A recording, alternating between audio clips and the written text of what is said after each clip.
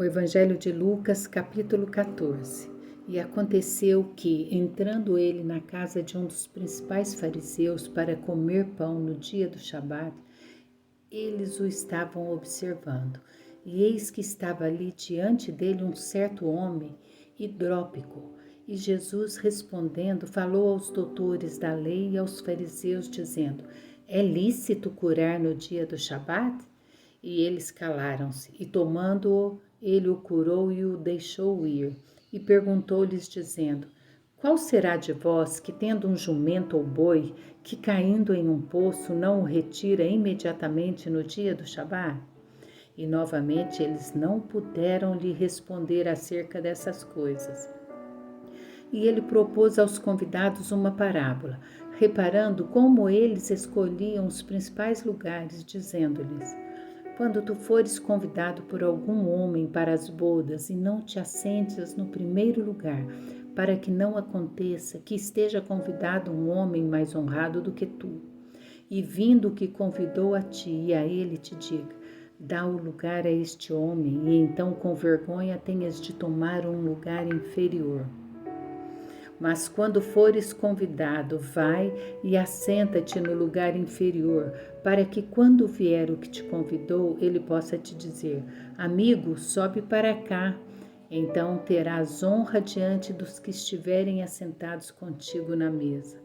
Porque qualquer que se exaltar a si mesmo será humilhado, e aquele que se humilhar a si mesmo será exaltado.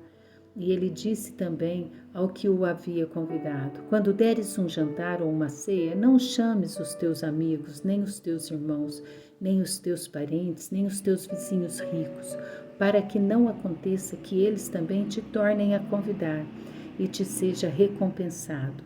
Mas quando tu deres um banquete, chama os pobres, aleijados, mancos e cegos, e tu serás abençoado, porque eles não podem te recompensar, pois tu serás recompensado na ressurreição dos justos.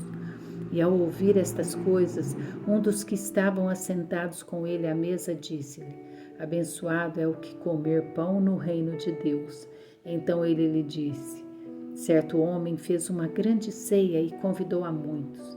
E enviou seu servo na hora da ceia para dizer aos convidados: Vinde, pois todas as coisas estão preparadas. E todos, em consenso, começaram a dar desculpas. O primeiro disse: Eu comprei um pedaço de terra e preciso ir vê-lo. Peço-te que me desculpes. E outro disse: Eu comprei 5 juntas de bois e vou examiná-las. Peço-te que me desculpe. E outro disse: Casei-me e, portanto, não posso ir. E vindo aquele servo, anunciou essas coisas ao seu senhor.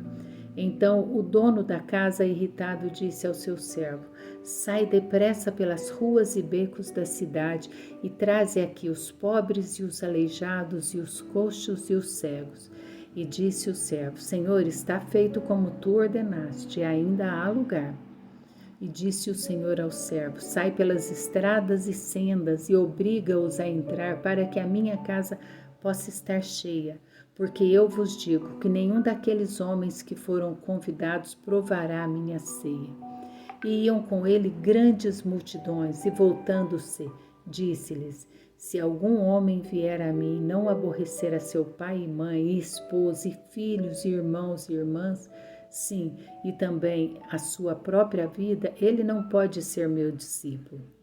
E quem não carregar a sua cruz e não vir após mim, não pode ser meu discípulo. Porque qual de vós, querendo edificar uma torre, não se assenta primeiro para calcular o seu custo, para ver se tem o suficiente para acabá-la?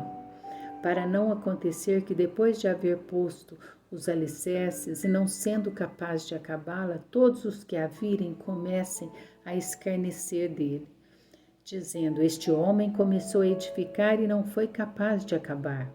Ou qual é o rei que, indo guerrear contra outro rei, não se assenta primeiro a se aconselhar-se com 10.000, é capaz de sair ao encontro do que vem contra ele com 20.000? Do contrário, estando o outro ainda longe, ele envia embaixadores e pede condições de paz.